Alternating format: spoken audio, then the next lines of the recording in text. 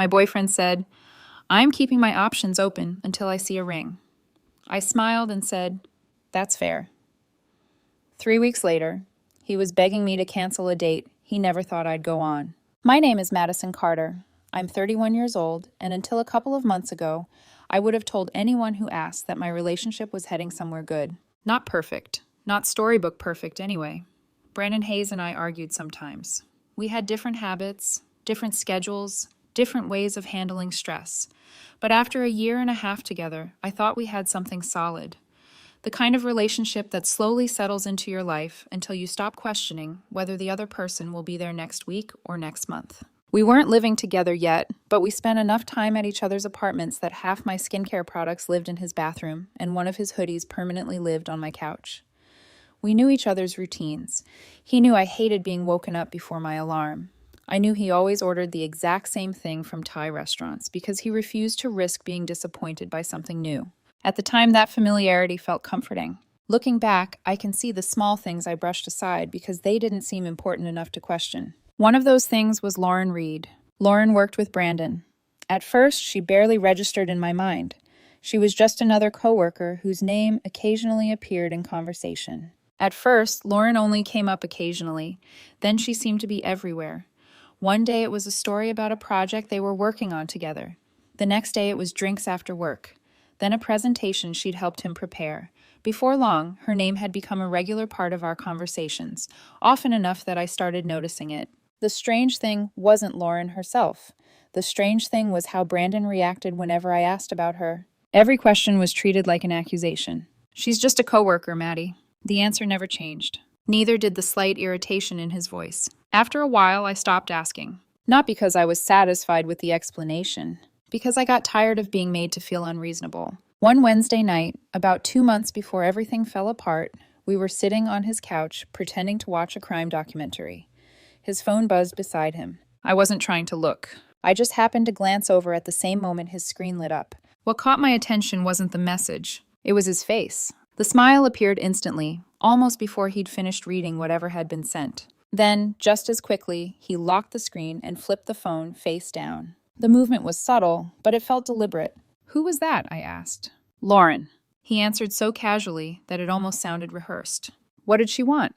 He shrugged. "Nothing. She sent a meme." At 10:30 at night, on a Wednesday. I remember nodding and letting it go, but the feeling stayed with me long after the conversation ended. At the time, I thought the issue was Lauren. Later, I realized Lauren wasn't really the issue at all. The issue was that Brandon loved being wanted. Attention energized him. Admiration energized him. Knowing someone found him interesting energized him. I just didn't understand how much that mattered to him until it was too late. 3 weeks before our relationship ended, Brandon invited me to dinner at an Italian restaurant downtown. I remember spending far too much time deciding what to wear. That's embarrassing to admit now, but it's true. The entire drive there, I was excited. I wasn't expecting a proposal or anything dramatic. I was simply excited because after 18 months together, it felt like we were finally approaching one of those conversations about where our future was headed. I thought we were about to take a step forward. Instead, I walked straight into a conversation that changed everything. Dinner started normally. We talked about work. We complained about traffic. We debated whether a mutual friend was making a terrible career decision. Then, halfway through the meal, Brandon set down his wine glass and said my name in a tone that instantly made my stomach tighten. "Maddie, I've been thinking about us." Whenever a relationship conversation starts with that sentence, your brain automatically starts preparing for impact. I smiled anyway. "Okay." He looked down at the table for a second before continuing. "We're good together. I should have known a but was coming. It arrived right on schedule. But I need to be realistic about my future." I waited. He took a breath. "I'm almost 30. I want marriage someday. Kids, a family." At first, I didn't understand why he sounded so serious. Everything he listed was something I'd talked about wanting too. "So do I." "I know." Then he leaned back and folded his hands together. "And that's why I need to protect myself." I actually frowned. "Protect yourself from what?" His answer is something I can still remember word for word. "It means until there's a ring, I'm keeping my options open." I honestly thought I'd misunderstood him. "What?" "I'm being practical." I stared at him. "Practical how?" "If someone interesting comes along, I'm not automatically saying no." The restaurant noise seemed to fade into the background. Not dramatically, just enough that all my attention narrowed onto the man sitting across from me. You want to date other people. No. He immediately corrected me. I want to keep my options open. I couldn't believe we were having a debate about semantics. Brandon, that's the same thing. He disagreed. Of course he did. To him, there was apparently a meaningful difference between dating other women and being willing to date other women. The waiter came by to check on us. I ordered another glass of wine because I suddenly needed one. The second he walked away, I looked back at Brandon. And you're telling me this now because I believe in transparency. That answer would have been impressive if it weren't so ridiculous. He genuinely expected credit for honesty while telling me he planned to entertain other options. The longer he talked, the more obvious it became that he'd spent a lot of time thinking about this. Every explanation sounded polished. Every justification sounded prepared. By the end of it, the message was clear. If I wanted certainty, he expected me to prove that our relationship was moving toward marriage on his timeline. If I wasn't ready to do that, then I needed to accept that he would continue evaluating other possibilities. He never said it that bluntly. He didn't have to. That was exactly what he meant. I remember sitting there wondering if he'd completely lost his mind. What made it worse was how reasonable he thought he sounded. He wasn't yelling. He wasn't angry. He was calmly explaining why he deserved security and freedom at the same time. Then something unexpected happened. The initial shock faded, and underneath it, I started noticing how absurd the entire conversation was. Because Brandon clearly expected one reaction. He expected me to push back. He expected me to get emotional, maybe even cry. Instead, a completely different thought entered my head. What would happen if I agreed? His eyes stayed fixed on me as he waited for an answer. I smiled. You're right. The relief on his face was immediate, almost comical. I am? Absolutely. He looked genuinely surprised. I lifted my wine glass. Keeping your options open sounds like a smart strategy. The tension visibly left his shoulders. For about 5 seconds, Brandon looked happier than he had all evening. Then I continued. In fact, I think I'll do the same thing. Everything changed. The relief vanished. The smile disappeared. His entire expression froze. What? I kept my voice calm. If we're not engaged, why would either of us limit our opportunities? The look he gave me was the first honest reaction I'd seen all night. Because suddenly his theory wasn't theoretical anymore. Suddenly it applied to both of us. And judging by the panic appearing behind his eyes, that possibility had never crossed his mind. The rest of dinner was awkward in a way that's difficult to describe. Not loud, not dramatic, just uncomfortable. Brandon spent the next hour trying to explain why the situation was different, why his version made sense, why my version somehow didn't. The more he talked, the clearer everything became. This had never been about fairness. It had never been about mutual freedom. The more he talked, the more obvious it became that this wasn't really about dating other people. He was looking for certainty. He wanted to know I wasn't going anywhere, but instead of asking for that honestly, he tried to create a situation where I'd prove it to him. The irony was that before that dinner, I wasn't. By the time we left the restaurant, I wasn't so sure anymore. And as I drove home that night replaying every word he'd said, I had a feeling our relationship had just crossed a line we couldn't uncross. I just didn't realize how much damage was still coming. I barely made it home before Brandon started trying to undo the conversation. The first text arrived while I was still sitting at a red light. I think we're both emotional right now. I stared at the message and laughed. Not because it was funny, because it was so completely disconnected from reality. I wasn't emotional. If anything, I was calmer than I'd been all evening. Brandon was the one suddenly scrambling after realizing I had accepted his rules instead of arguing with them. A few minutes later, another message appeared. Maybe we should revisit this tomorrow. That one translated pretty easily. He didn't want to revisit the conversation. He wanted to renegotiate it. Specifically, the part where the rules applied to me, too. I waited until I got home before replying. I think I understand exactly what you meant. I watched the typing bubble appear and disappear a few times before the screen finally went quiet. The next morning, I expected to wake up devastated. Instead, I woke up strangely clear-headed. For 18 months, I'd been operating under the assumption that we were exclusive because that's what being in a committed relationship meant to me. Now Brandon had informed me that commitment apparently came with conditions. Fine. If that was honestly how he viewed relationships, then I would simply operate under the same framework. No dramatic social media posts. No revenge. No games. Just consistency. That evening, I reactivated a dating profile I hadn't opened in over a year. I updated a few photos, answered a couple of prompts, and put my phone down. The entire thing took less than 20 minutes. Honestly, I didn't expect much. What I definitely didn't expect was how many conversations would appear overnight. One of them stood out almost immediately. His name was Ethan Brooks, 33, architect. His profile wasn't particularly impressive. In fact, compared to some of the others, it was almost boring. One photo showed him holding a fish that looked embarrassingly small. Another looked like it had been taken by accident while he was blinking. His bio mentioned that he had once gotten lost inside an airport and somehow ended up at the wrong gate in another terminal, despite following signs the entire time. It felt refreshingly normal. 3 days later, we met for coffee. The entire drive there, I kept asking myself whether I was making a mistake. Not because I thought Brandon was right. Because after 18 months with one person, stepping back into dating felt strange. The guilt disappeared surprisingly fast. Mostly because Ethan didn't behave like someone participating in a complicated emotional chess match. He behaved like a guy having coffee. That sounds simple, but after the previous few weeks, simple felt amazing. We talked for nearly 2 hours. We ended up talking about everything from work and family to terrible bosses and embarrassing first jobs. The conversation kept drifting naturally from one topic to another without either of us forcing it. At one point, he admitted he'd once booked a hotel in Austria when he meant to book one in Australia. I laughed so hard people at nearby tables looked over. Please tell me you're kidding. I wish I was. He rubbed the back of his neck. My friends still bring it up every Christmas. The conversation flowed naturally. Nobody was trying to win. Nobody was trying to create leverage. Nobody was secretly testing the other person. When the date ended, Ethan smiled. I had a really good time. Me too. Would you want to do this again? Yeah. The answer came easier than I expected. Driving home, I realized something uncomfortable. For almost 2 hours, I hadn't thought about Brandon once. Not because I was over him. I wasn't. But because I'd forgotten what it felt like to have a conversation that didn't leave me mentally exhausted afterward. That realization stayed with me the entire evening. Then Brandon called. The timing wasn't exactly surprising. News traveled quickly through our social circle, and Veronica had probably spotted my profile before sunrise. I answered while stirring pasta sauce. What are you doing? No hello. No greeting. Straight to interrogation. Making dinner. I heard you've been seeing people. I leaned against the counter. I went on a date. His reaction came instantly. You actually did it. The wording caught my attention. Not you went on a date. Not you're seeing someone. You actually did it. As if he genuinely believed I never would. You told me we were keeping our options open.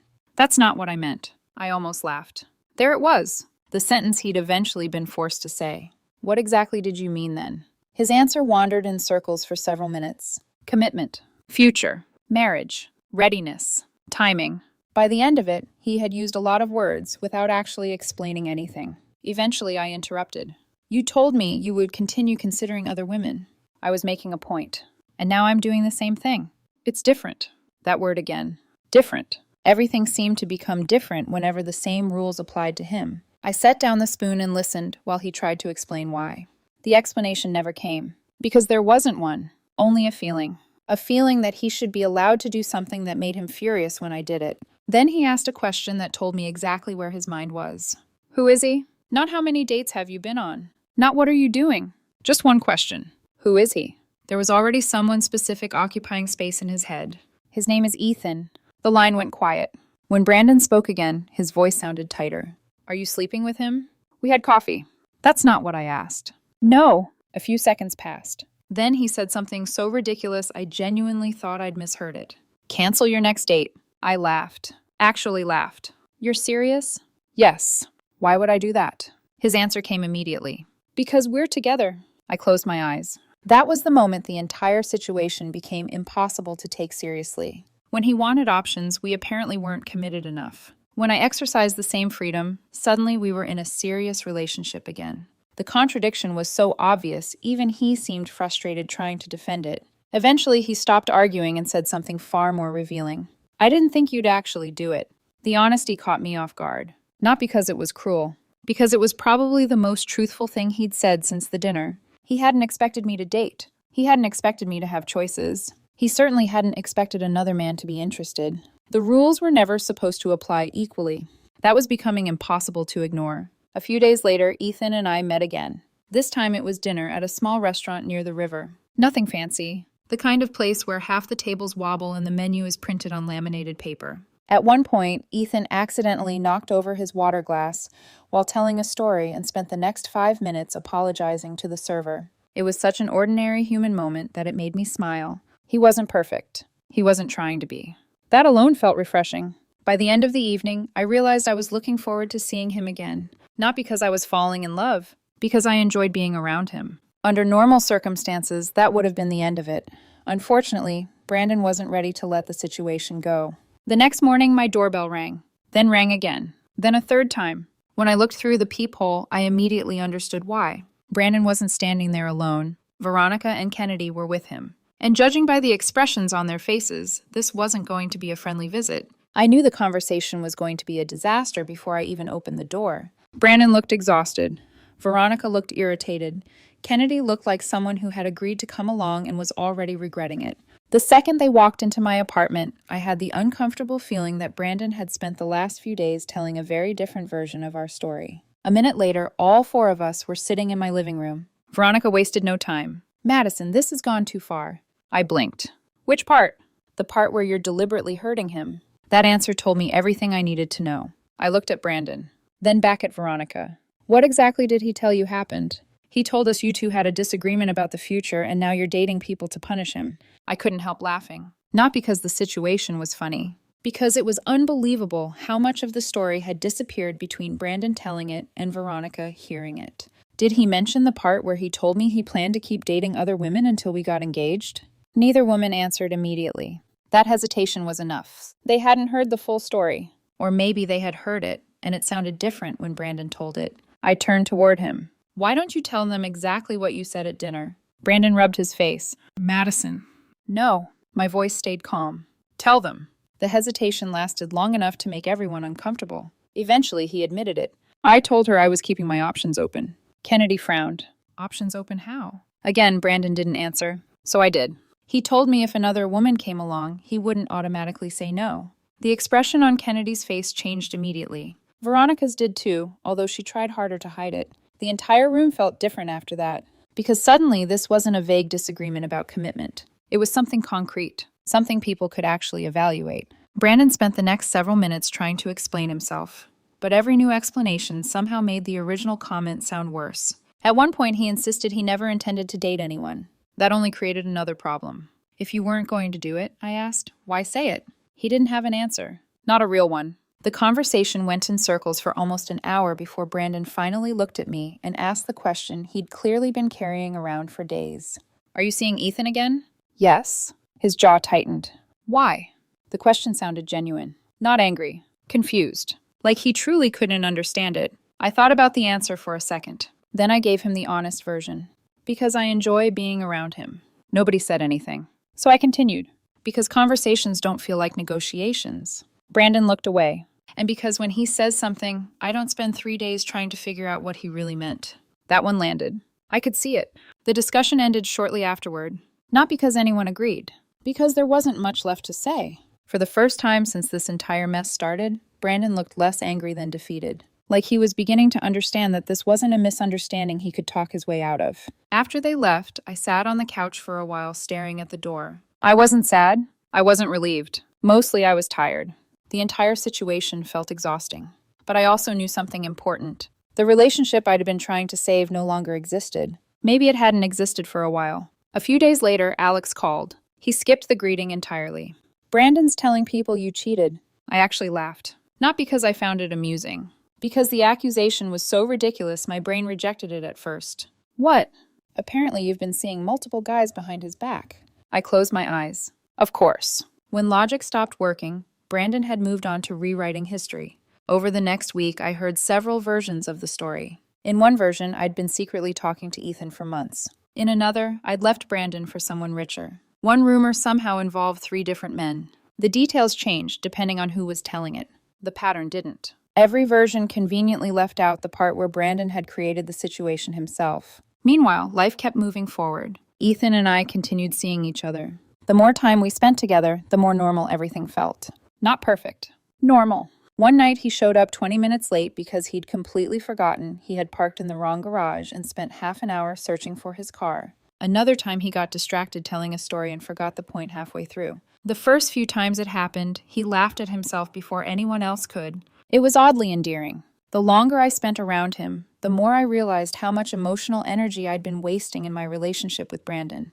With Ethan, there were no hidden tests. No traps disguised as conversations. No attempts to manufacture insecurity just to get reassurance. Then things got weird again. One evening after dinner, Ethan and I were walking toward our cars when I noticed a silver SUV parked across the street. At first, I barely paid attention. Then I recognized it. Brandon's. The realization sent a chill through me. He wasn't talking on the phone. He wasn't getting food. He was sitting there watching.